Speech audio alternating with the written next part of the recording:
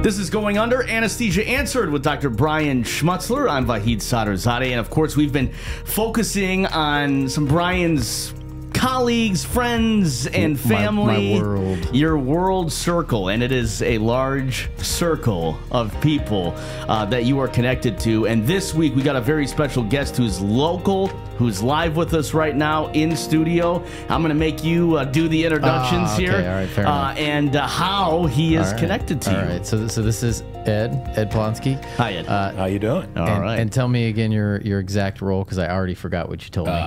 We'll call it the wine, beer, and spirit specialist at the Martin Supermarket. Excellent. So we've known each other. Ed and I have known each other for probably 5 years, give or take. Yeah. About COVID time, right?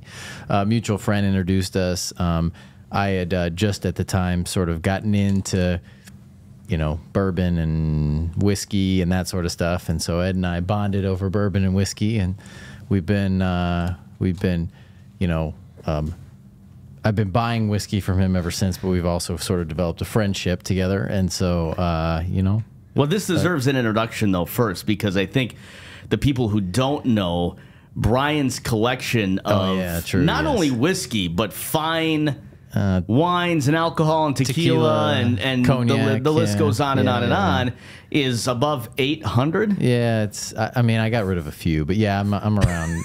Well, how many were you at? I have to ask. It was over 900, but then I ran out of space, and so my wife said, "Get rid of some." Yeah. So, where did this love come from, by the way? So actually, a CRNA that I work with kind of got me into the whole like history of bourbon, and I like the whole. You know, I watched some of the documentaries, Neat, and some of the stuff about how it like kind of came to America, and it really is like a part of American history and that sort of stuff. And so the whole idea, and Pappy Van Winkle and his whole family, their whole idea is that bourbon is meant to be enjoyed in a group, and so it's like it brings people together. And so what we did as I started collecting, we began having bourbon nights where we would bring colleagues and friends, and you know, Ed, you've been invited multiple times, and so we just bring everybody together. They all bring their kids. All the kids go down in the basement, and we just try,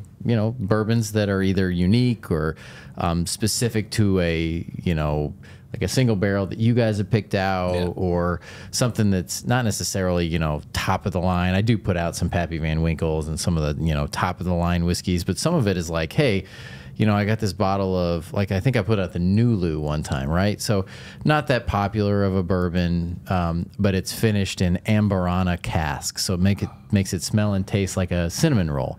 So people are like, you know, oh, this is great. I don't know how many bottles I bought from you of that, the golden apple, the crown golden apple. Yes. People love that. You put that out in bourbon night. It's crown apple, but it's aged 23 years. Oh, wow. And so it's got like it not only does it have the apple flavor, it's got a really good whiskey flavor to it too. And so people just like pound that stuff. And the tequila, the Clase Azul. Yeah, the Clase Azul. Too. So anyway, so that's how I got into it. And so Ed and I, you know, over the years have become friends there. So Ed, why don't you tell us a little bit about yourself, how you got into what you're doing now? And I've been with Martin's for 37 years. Started when he was 5. Yes, so. I was 6, but you know, but yeah. So in that time, I've done a multitude of different things, and the guy who had the job before me was retiring, and you know, they had asked, "Hey, were you interested?" And I've always been like a wine buyer like that mostly, and you know, started getting interest in the spirits, and then went over there and just, you know, it's funny, as much you think, oh, you know so much, but there's this constant, you know, just knowledge that keeps coming out, and how much things change over years. Yeah, I mean, there would be a constant learning process, right? I mean, so what you get in, I mean, I'm sure there's not a lot you don't know at this point, but you know, the learning process has got to be, I mean, Martin's has to supply some of that learning process for you, right? I mean, what is that like? You get something new in, you try it, you recommend it. What is the process there when you get something in that you either recommend or kind of stay away from. Yeah, and He's not allowed to say stay away from, but it might redirect. yeah, but there are also, we do, from our supplier, sometimes we have like workshops to where we go to tastings, events that they have from a new supplier where we'll try these different bourbons, wines, and all that. So, and everybody's palate is different because, I mean, the bourbon whiskey thing. And so sometimes you know, personally you say, well, you know, like you said, you don't steer someone away, but if it's something that you really enjoy, and after a while, you know someone's taste, like Brian, okay, I know what he likes. Say, hey, you would really enjoy this, you know, and it's, and it's what the cask finish, like the Aberrana, you know, years ago, it wasn't a thing. Didn't even exist, All right, Brian, let's test your knowledge here. Uh-oh. What is the difference between bourbon? I don't know the answer to this. I know the answer to this, though. Okay, bourbon and whiskey. Okay, so whiskey is the overarching umbrella. Okay, then you've got bourbon, scotch, rye. You probably got a bunch of other ones. So bourbon has to be aged at least 4 years. Okay. In new charred casks, right? New charred casks. It has. I think it's American only, right? It's not Kentucky only, but it's American is what? only. This is bourbon. Bourbon's American only. Yeah. So whiskey can be made from anything, right? Whiskey can be, you know, any combination of corn, malt, rye, blah blah blah. Bourbon has to be at least 51% corn. So 51% corn, 4 years in new oak barrels in America. Gosh, there's something else. I mean, that's pretty much, Most I mean, of it, I mean, and whereas whiskey can be made from anything, can be aged as long as you want. It can be new or old barrels. Scotch obviously comes from Scotland. That's the only thing. And you know more about this because you toured those distilleries. Oh man, they're awesome. Rye has to be at least 50% rye. Right? That's more vague almost. What else do you have? Bourbon, Scotch, whiskey. Single malt means that it's from one batch. Bourbon and rye, like what? You know, give me the tasting notes difference. Well, because you can get the same drink with bourbon or rye, right? They ask you all the time, bourbon or rye. What do you prefer, and why do you prefer it? It depends on which whiskey we're talking about, which bourbon and which rye. So there's some really good ryes, like Basil Hayden makes some ryes that are really good. Angel's Envy, Whistle Pig is a great rye. Angel's Envy is a rye. Yes. Yes. Yeah. Okay. So, well, they have a bourbon and a rye, but yeah, the rye is finished in rum casks, right? And port wine. Port wine, yeah. So, I would say in general, you can get a much better, really good bourbon than you can get a really good rye. But there are ryes that are better than bourbons. So I just go and I look what's happening at the liquor store or the bar and see which one I want. Man, does this surprise you with his knowledge of this, or it came from you? No, it's just I mean, things you pick up. Yeah, you study. And can you tell my kid that? Yeah, it's different. Mine too. Yeah. But like he said in the beginning, the whole idea of bourbon. Most time you don't sit home and just pour yourself multiples, because you want to enjoy it. Because the whole idea is you pour something and you're like, man, what am I tasting? And he's sitting there and someone just says something like, man, I'm getting like raisins and this. And you're like, what? And all of a sudden you start drinking it and you're like, there it is. Yeah. I mean, and the taste profiles you can pull off, I mean, are endless. You get from tobacco to chocolate to where rye, you're going to get a lot of the baking spices from it. Okay. From the grain. Rye tends to be, not always, but tends to be spicier. I feel like they finish ryes in different stuff too. Yeah. Like we talked about rum casks and all kinds of different casks. Mm-hmm. I mean, so my favorite, and we'll get to that because I'm going to ask you guys your favorite too, but my favorite whiskey, bar none, favorite whiskey is Yippee-Ki-Yay. So, and then from my favorite distillery, which is High West in Park City, Utah. So 6-year rye, 8-year rye finished in vermouth and Syrah barrels. Great. They don't make it anymore. I think the last one they made was 21, maybe 2021, 2022, something like that. Yeah. So I've got a bunch of that at home, but that is by far the flavor profile is just amazing. And that's let's. I mean, we can go into this conversation. I do want to ask one question maybe before we get into all this. Yeah. Maybe I'll ask it right now because I think it's an important one. I know what your view is on this, but I would like to ask Ed because I want to know what he thinks about it. Ice in whiskey or bourbon or tequila. What is your thought on? Because I don't like crushed ice, right? It's got to be a large cube or a rock or a ball.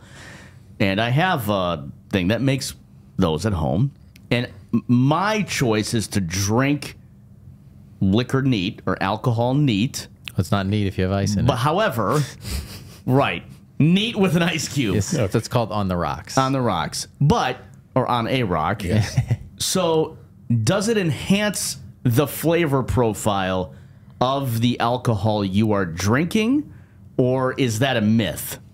No, okay. So actually, when bourbon was first created, it was meant to be cut with water or ice because the alcohol level was high. Right. With bourbon, it can only go up to 160 proof. So it was meant to be cut because it was potent. Okay. So, and as far as my generalization, when I get a new pour, I do just generally pour it neat by itself, just to try it. Yep. But then I'll either add ice or spring water, and it changes the taste profile.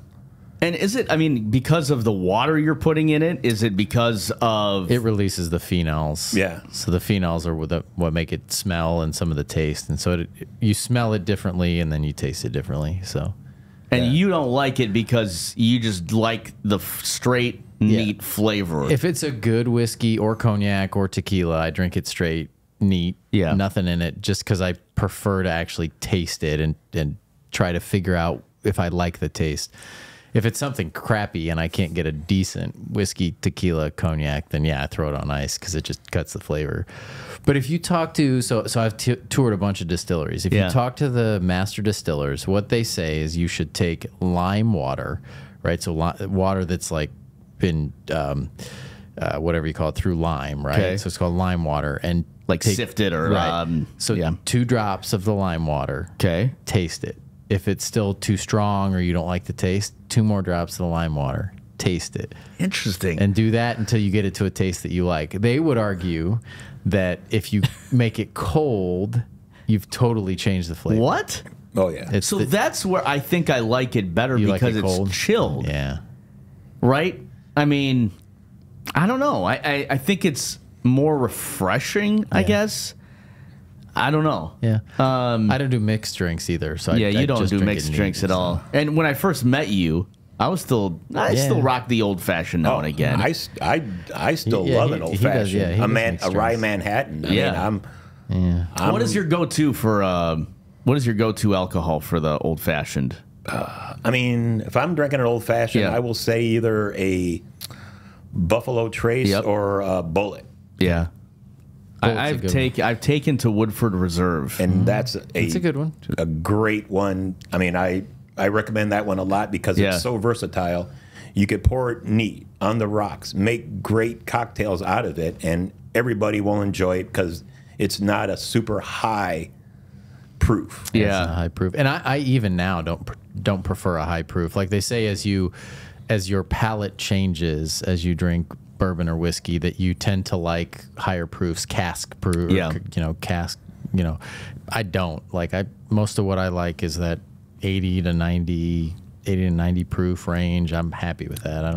I saw an episode where I saw a TV show and they were highlighting a mezcal company who was bought out by Bacardi. They were a small family-owned company in Mexico that was making mezcal. And in the 90s, apparently, the mezcal industry was dead. Yeah. It wasn't selling, and, they were kind of in danger. Now, it's huge, taken off. They even said, their marketing guy in the interview said, hey, we actually recommend that you use this not only neat, but in drinks, in margaritas, and, try different things because you don't, it's meant to be taken with different. A tequila, they do tequila Manhattans, don't they? You can do tequila. They've had tequila Bloody Marys, So. Yeah, fair. But it was interesting. But I wanted to see what your take on that was because, I catch heat from him. I put an ice cube in there, and he acts like I just poured the whole thing out. Yeah. Hey, I've seen worse abominations. I know. But I mean, you're taking a very nice, very expensive bottle. Now I won't do that. Bourbon. Like if you're pouring out the tequila, like the real, the ultra, the yippee ki or whatever. Yeah. It's just I don't know. Out of respect, I'm a purist. So, okay, gun to your head. Favorite whiskey Ever? So, on that, I had a bottle of Parker's Heritage. Okay, yeah. I had the Weller Single Barrel. Okay. A 10-year Van Winkle. Okay. And a Willet Purple Top Rye. Okay. Willet Purple Top Rye. Really? Yes. Wow. All right. And it surprised me. From what year? That was probably 3 years ago. Okay. So and it 21. was just the I think I have that in my basement. expressions, the notes on it were incredible. And it's like every sip you're just picking up just these flavor profiles that are just, ryes are just bouncing around. And it totally surprised me. I thought it was going to be the 12-year hands down. Yeah. Yeah. So it's interesting. So you can and you find this a lot. You can have a year of, like, a big one was the McKenna 10-year, right? So the McKenna 10-year, like 2018, got rated like the best whiskey of the year. It was amazing, and then everything after that was just sort of, so. So when you look at some of these more unique whiskeys, it's not like when you go and get Jim Beam, right? Yeah. Jim Beam, they take all the barrels and just mix them together, and they make sure that it's the exact same mixture every single time. Every bottle of Jim Beam you have is going to taste the exact same. The single barrels or even like the small batches, they'll taste different year to year. So, yeah, it is interesting. I don't know if I've had enough as you guys to make an educated, to your level, an educated answer to your question. I will say that I've taken a very big liking to Japanese whiskeys. Oh, yeah. You should talk about that. And Hibiki, like the Japanese culture, they love their whiskeys. Yeah. They go out and they have whiskey sodas, right? That's their kind of whiskey Sprites. I mean, that's their culture. But, the water that runs off Mount Fuji creates some excellent scotches and whiskeys. Yeah. And can't call it scotch, though. Yeah, well, no, you can't call it scotch, but whiskeys. I did learn that. I did learn 3 years in a in a barrel in Scotland. Yeah. And then you're official. But the whiskeys in Japan they have a wide range. The one that I've taken a liking to is Hibiki. Yeah. They have the Harmony. Yeah. Hard to find. I mean, you can't find it here, really. It's hard to find. Yeah. I brought you back a bottle from Japan. Fujisan. Yeah. Is it called Fujisan? Yeah. It was a malt. This was the recent one. The first year, I think it was the Harmony. Yeah. Yeah, you got me that, and then you got me like a lighter one. There was one that was like yes, I think, but that wasn't. That was a. It was like sparkling almost. Wasn't that a? What else did they drink? I can't remember. The sake. Oh, was it? I think that was a sake. Was it a sake? Okay. Meant to be chilled, actually. Yeah. Right up your alley. I'll drink sake chilled. I just won't do whiskey chilled. And I'm surprised. I did not like. I did not like the flavor profile of Scotch. Okay. Before I went to Scotland. Too smoky, too peaty. Too smoky. And you don't know enough, right? Yeah. Like, your palate isn't trained enough to be like, you just think, I just don't like it. Yeah. But you're not really looking for the notes. You're not really understanding what process goes into making this And you Scotch. toured some distilleries We did. Scotland, right? Yeah. And, like, understanding that at year 10, year 15, year 20, up and up and up, the amount of actual alcohol left after evaporating is minimal. so minimal, so less than what they started with. You're dealing with 40% or half of the original alcohol, if not less. So why is it so expensive? That's why it's so expensive. Exactly. Well, and you've got to age it for 10, 12, 15 years, right? And I did, as a gift a couple of years ago, I did give a bottle of Macallan 18. Oh, nice. Nice. It's a really good one. Yeah, it's a really good one. That's the one that's finished in all the different casks, right? Yeah, yeah. Variations. I will say there was a company here that did Anora whiskey. Do you remember Anora whiskey? Yeah. So they had some really, really good flavor profiles to their. Indiana whiskey has some good stuff Indiana, too. I think that's where it was bottled, Indiana Whiskey Company. So it's funny, Indiana whiskey uses smaller barrels, right? So they age them more quickly. So technically it's not a bourbon because it's not aged 4 years, but they age them in smaller barrels so they age more quickly. They have some pretty good stuff out there. Yeah, they do. I have a lifetime, I can't remember what, Whiskituity. Whiskituity is what it's called. It's like a mug club member. Yeah, basically, but you get a new bottle every year. Yeah. So. I don't think I did mine in 24 yet. I'm gonna have to go do that. Have you done the bourbon tour? The bourbon trail? So Alicia and I went down and did the urban bourbon tour, which is you go to a bunch of different restaurants in Louisville. Yeah. She doesn't really drink whiskey at all, so that was not that fun. I should go and do it with, I mean, I would like her to be there, but I would like people who actually drink whiskey there with me. I have not done the actual trail. Have you done the trail? Not, I've done a couple here and there, yeah. It is. That's a bucket list. Yeah, we should do it. We should and just record the entire thing. Podcast, yeah. It'd be awesome. You need a DD with you. Yeah, that'd be my wife. She won't. Because my wife too. She doesn't drink any whiskey. Yeah.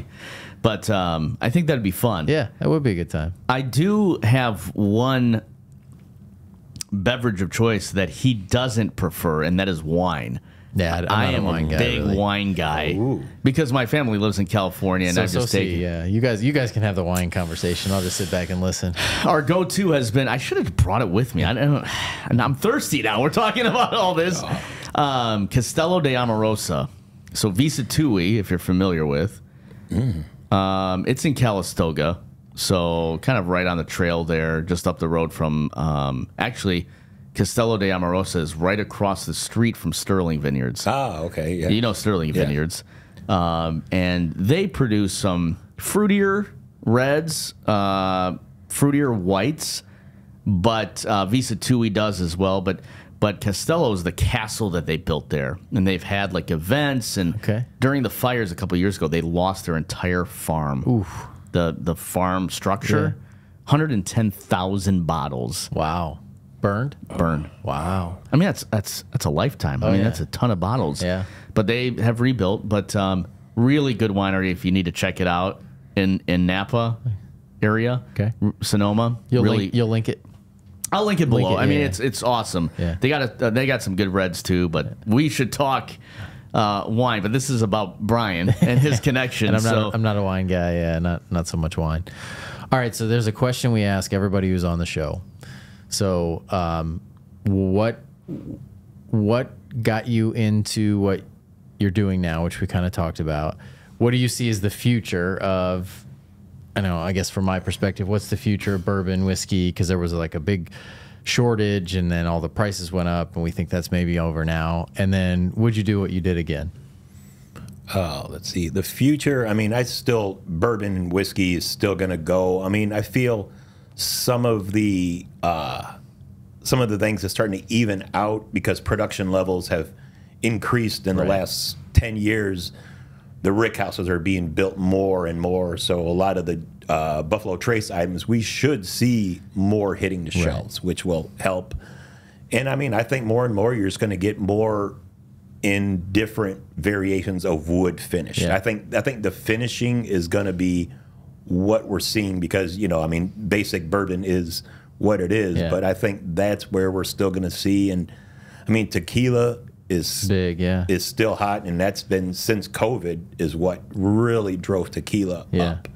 And I mean, and bourbon whiskey, you're getting more younger people are getting into it. Yeah. I mean, traditionally, it's older, people weren't in their 20s drinking bourbon, but they you're seeing more and more younger people interest in it. Yeah. So, which is cool. Yeah.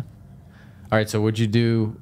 And usually we're asking about medicine or healthcare or whatever. But would you do? What you did again? Would you go through and, move from whatever you were doing at Martin's before to doing the spirits and the wines and that sort of stuff? Like, oh yeah. I mean, I enjoy it. I mean, and it's just fun interacting with the customers on it. I mean, yourself and like that, and I'll be out in a social gathering outside of work completely, and I'll see customers, hey, Ed, and my wife's like, who's that? I'm like, oh, I know from Martin's. And she's like, they know you by name? And I'm like, yeah, and customers come in, and you can recommend something. Yeah. And then they come back the following week, and you're like, you were right. Yeah. That's delicious. And you're like, all right. It's always interesting. So I'll go in, and we'll chat a little bit when I go in to buy stuff, and then he'll kind of be like, oh, hang on a second. And he'll walk over and be like, can I help you? And, well, I had this wine 2 years ago that tasted kind of like this, and be like, oh yeah, I know what you're talking about. It's right over here, and he'll recommend something. Yeah. So it's cool to watch. It's in Granger. You're in the Granger location. Yep. You're right across the street. Here's Square. One more thing, and then we'll close out. I do have some other questions for you. Oh, okay, all right. Go ahead. I was just gonna ask if you wanted to chat about the worst experience you've ever had, or do you want to stay away from that one? Maybe we'll stay away. Okay, all right, fair enough. We'll talk off the air. All right, you do. I'm really curious. No, it's good. It's good. I do have a question on maybe what are the top 5 recommendations for people. And go across the board. I mean, it doesn't have to be just whiskey. So top 5 across all spirits and wines? Yeah, sure. Right. Like maybe brands, right? So like if people are out there and they're kind of aficionados like Brian, what are maybe the top 5 that they need to try or should try or are you should talking look about whiskey into? Only, or are you talking about whiskey, anything? tequilas, anything really? I mean, I'd say right now their Bardstown is making some fantastic products, and you can find them. Yep. There's a weeded one right now that is just really good. People are really hitting that. Old Forester lineup is available, and it's a nice when you can go and find these things on a regular. Yeah. And that's from top to bottom. I mean, Old Forester has the 1897, 1910, 1920. They got the 24, which is a little bit harder to find. They've got single barrel. I mean, they've all kinds of stuff in Old Forester. Yeah. So. Yeah. I mean, Bullet is a nice one. Also, like I've said, Buffalo Trace regular. Yeah. It's like, and those are kind of ones, Elijah Craig, that anybody who comes in the store, and even if someone's starting, you can start them on that, because you really don't want to start them on the $150 bottle, because then it's like, where do you go from there? Ah, okay. So, it's kind of like someone starting off drinking wine with Stag's Leap Artemis. Where do you really, you've got to... Can't start on Opus. You can't start anybody on Opus 1. No. and most of the ones he's talking about are $50, $60, maybe if not $80. Low, a lot of them are $40, so it's all approachable. And I was going to ask you the recommendation for people who are maybe wanting to get a collection like Brian's one day. Where do you start? Yeah, I think you start with a lot of those, and then figure out what you like, and from there, if you figure out, like, hey, I really like... I don't know, you really like Buffalo Trace, then maybe you look at getting the nicer Buffalo Trace, into the BTAC collection, Buffalo Trace Antique Collection, and then stuff like that, as opposed to like, all of a sudden going out and buying a rye, like a super expensive rye, you may say, hey, I don't even like rye. Yeah. So. Well, what are you guys doing afterwards? Like we going to Brian's house. We are going to do some reels at the Ed Shed. Sweet. So just to point that out, we'll do the Malort. The Ed Shed handshake, which is I'm dreading, and then drink some decent bourbon. Well, we'll do it reverse. We'll do the Ed Shed handshake last. Finish the night. You want to finish the light on a note. I'm not going to say a high note. I'm not going to say a low note. It's a note. All right. It's an acquired taste. It's a memorable note. I can't wait for that one. Yeah. All right. Well, Ed, thank you so much for being with us here. Thank you. And this is going to wrap it up for Season 2 of the great podcast we have. Yes. Lots of great guests this season. Of course, if you want to run it back, the entire notes are on Spotify, on everywhere you get your podcast information. It's on YouTube as well, so you want to follow at Dr. Brian Schmutzler. And of course, the next season might have some interludes in between now and then. Yeah, we'll have a few. But the next season starts in January, so we got a little bit of a break. Yeah, we'll drop a few special podcasts in between. And since we're closing out the season, and we won't necessarily talk about this in between. If you need any alcohol at all, Martin's. We call it Gucci Martin's here in town, but Martin's at Heritage Square. Come see Ed. He will hook you up. You got, Thanksgiving coming up. You want to impress your family. Christmas, New Year's. Just saying. Yeah. Lots of great wines in that time frame. So, you're looking to pair your holiday dish. Yeah. Hey, come on by. We got lots of great wines. Yeah. Awesome. Shameless plug. Yeah. Hey, of course. Yeah. Thank you both. Thank you. This is Anesthesia Answered, going under Anesthesia Answered with Dr. Brian Schmutzler. We'll see you in the next one.